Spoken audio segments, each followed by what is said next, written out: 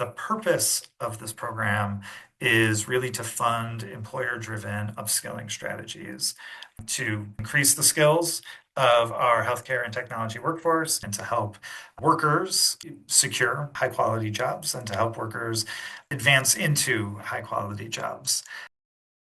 My name is Dan Garuski. I am the manager of business engagement at Capital Workforce Partners.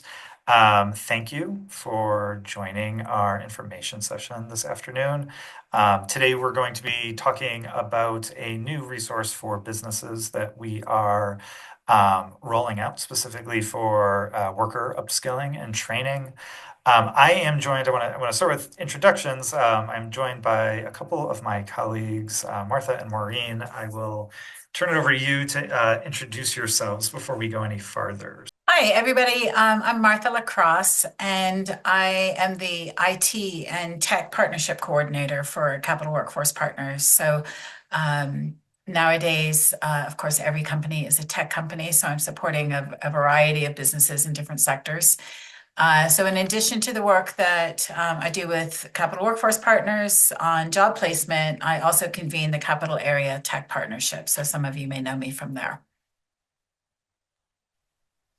And good afternoon, everyone. My name is Maureen Jenks, and I'm the Business Partnership Coordinator for Healthcare here at CWP, and I co-convene the Capital Area Healthcare Partnership for North Central Connecticut, so some of you may know me from there. Looking forward to our time together. Fantastic. Thank you, Martha. Thank you, Maureen. We will hear more from Martha and Maureen in a little while. Again, our purpose here today is that CWP is launching a new resource for businesses really focused on upskilling, what we call incumbent worker training for healthcare roles and for tech roles.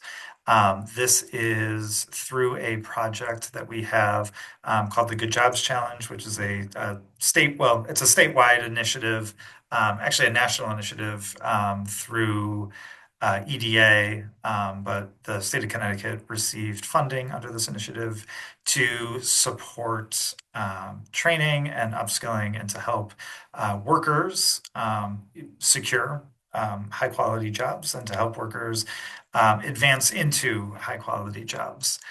So part of our strategy and the resource we want to talk about today are incumbent worker training grants, which for any businesses that are interested in doing some training with your existing workforce with the goal of advancing those individuals, that we have some resources that may be helpful. So today we're going to be talking just broadly about the project, a little bit about program eligibility, the application process, what you can expect if you apply for one of these grants, and then some of the conditions around that.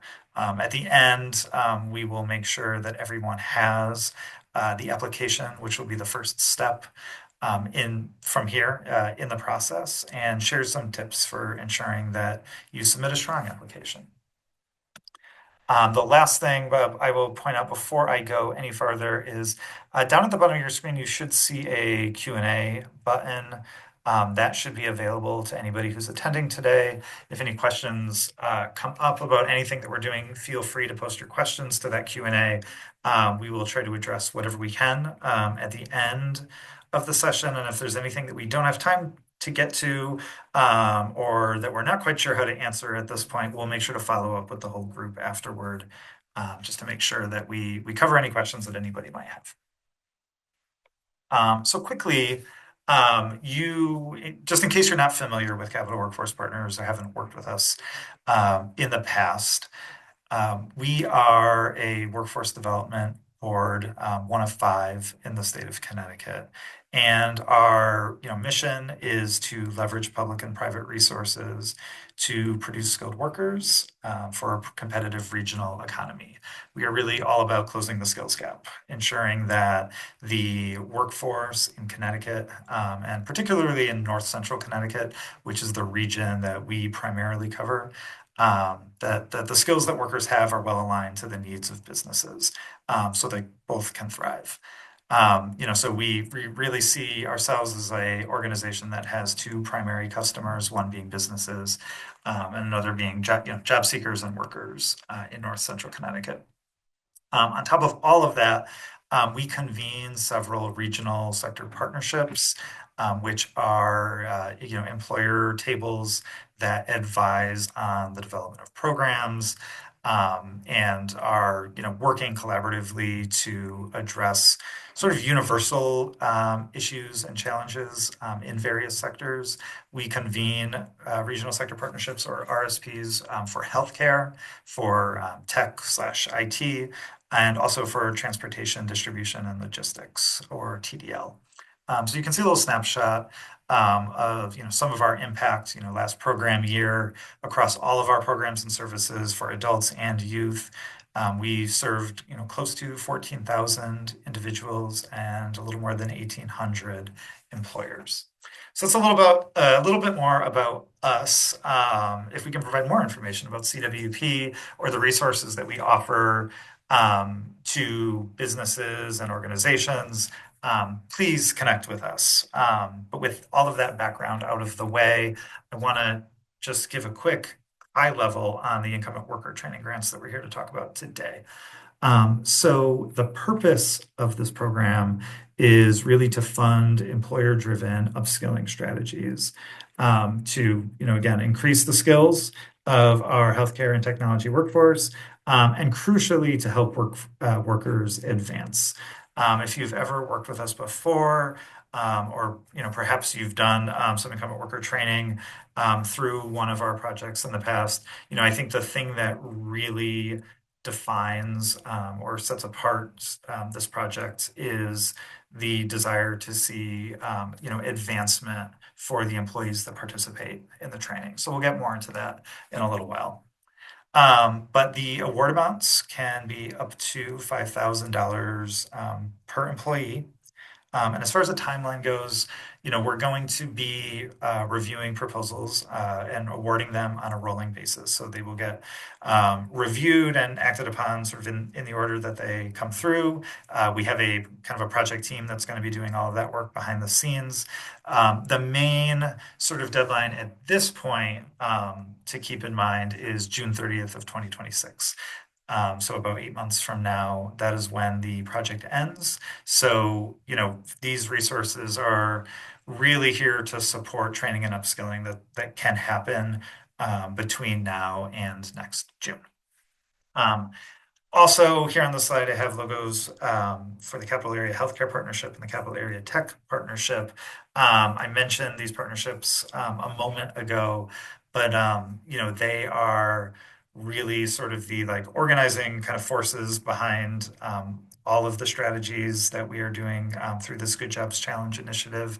Martha and Maureen both are the lead conveners for those partnerships. And so we want to kind of call them out here because they connect very closely with this project and with the resources that we're going to be talking about. So that's the project kind of at a high level. We're going to get into some of the specifics now. So I'm going to turn it over to Maureen to talk a little bit more about eligibility and expectations. So go ahead, Maureen. Great, thanks, Dan. So yeah, we're going to talk about eligibility. And as we mentioned earlier, the training focus for this grant is for employees that are in healthcare or technology roles. And so I'm going to focus on technology for a minute. So if it's around technology roles, they have to be central to the role. Technology must be central to the role and require specialized skills. So what are some examples of those? So hardware, software, data, automation, and cybersecurity.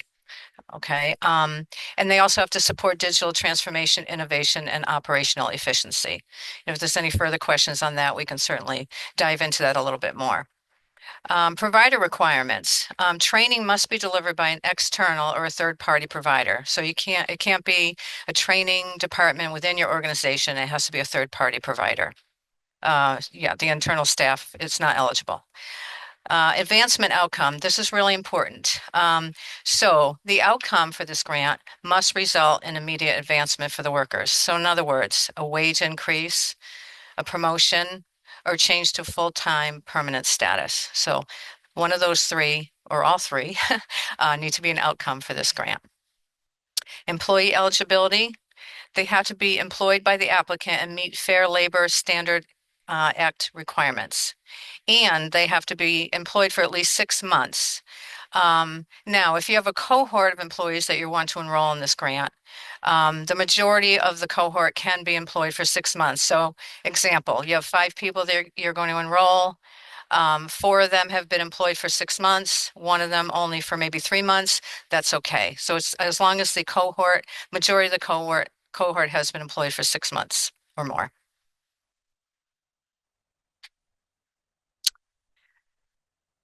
Okay, for employee responsibility, there we go. So part of your responsibilities is to be the one to identify and recruit those that are going to be going through this grant. You have to ensure the employees complete all of the requirement enrollment steps. You want to be able to provide reasonable time and opportunity for employees to attend and complete the training. And as I mentioned earlier, the importance of the outcomes, you want to commit to advancing the employees once the training is done. And of course, as you probably guess, is going to be reporting on the grant. So you're going to be submitting quarterly reports on the training status, the employment changes, again, going back to the wages, the hours and the position, and any additional outcomes or metrics that you feel important for us to know. You want to maintain ongoing communication with program partners, one of them being us, and program evaluation. Participate in evaluation activities like surveys, interviews, data verification to assess the training effectiveness. Okay, so I'll take it from here. Thank you very much, Maureen. The process is fairly straightforward. What I love about this grant is it really puts the decisions in the hands of the businesses. The businesses are choosing the trainer, businesses are choosing the training content, and we're managing, as Maureen said, the contracting with your chosen trainer. For those of you that are applying on the technology side, the grant is industry agnostic. All companies have tech demands, and so we're thinking broadly. Maureen mentioned some of those technology options, but talk with us. This is a collaborative process, and run your idea past me and the team, and we'll get you a read before you go ahead and apply. So once you've kind of got a steer, you submit the application. On the next slide, you'll see a QR code. I'll follow up with an email, which will be available with an attachment. So some of you have security firewalls and can't do the QR codes, so we'll have an attachment to the grant application for you.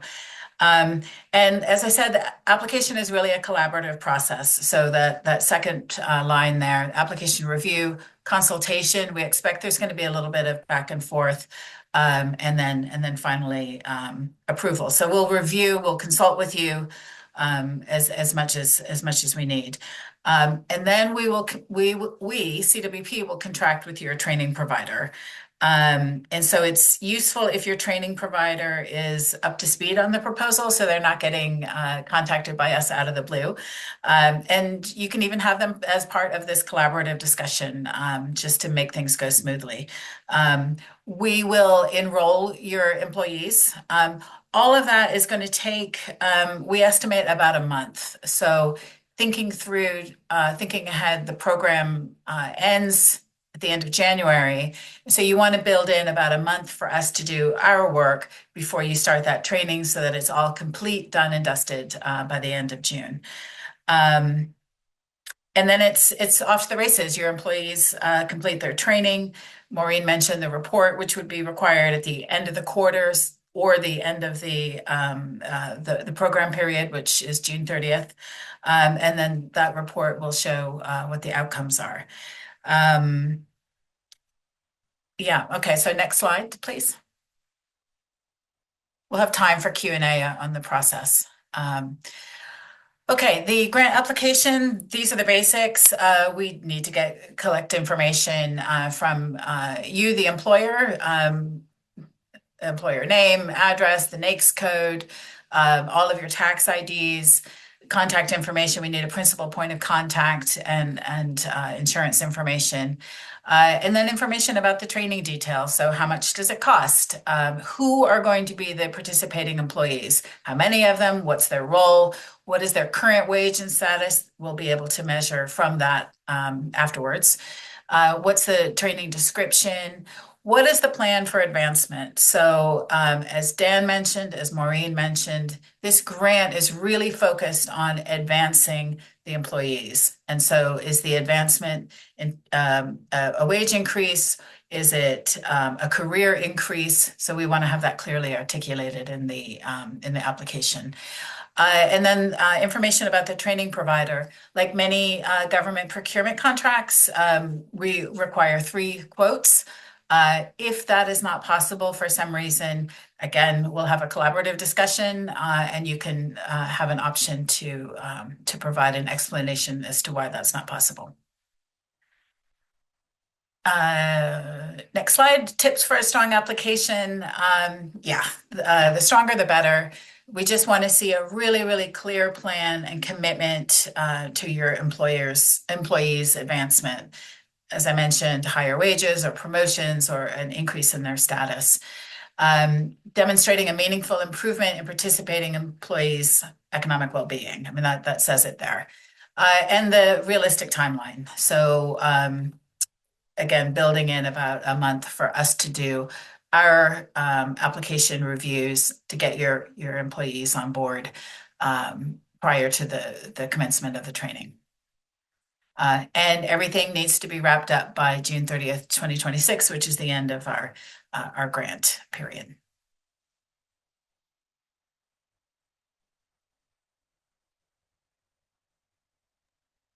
Okay.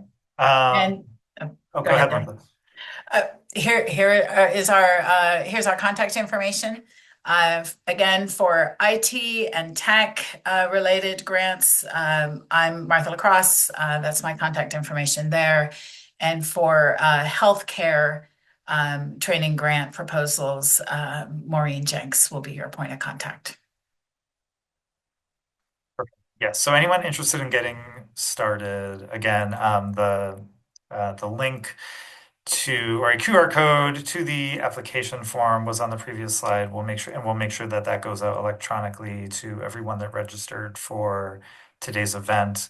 I will just call attention to we did get one question about whether or not companies can submit multiple proposals. And the answer is yes, there's no restriction there. There's nothing that says a single company couldn't receive support for multiple different, training strategies if there were kind of different, roles or needs within your organization. I will, say that, especially like large proposals, involving, 50 or more employees, may run into, where we're coming close to exhausting our available budget for these resources. And so if that happens, we would kind of work with you to kind of scope out what's available and what the project can support. But again, as a first step, we're hoping that organizations will just, begin by, submitting the application and then, work with our team. Again, will primarily be Martha for tech-related applications or Maureen for healthcare-related applications, so that we can, move forward as quickly as possible. That said, again, here's our contact information. I do not see any other questions coming in.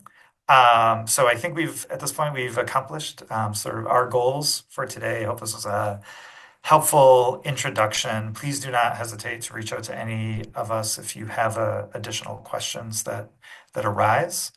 But yeah, I think with that, I would just thank everyone again for coming, and I think we can leave it there. Have a great afternoon.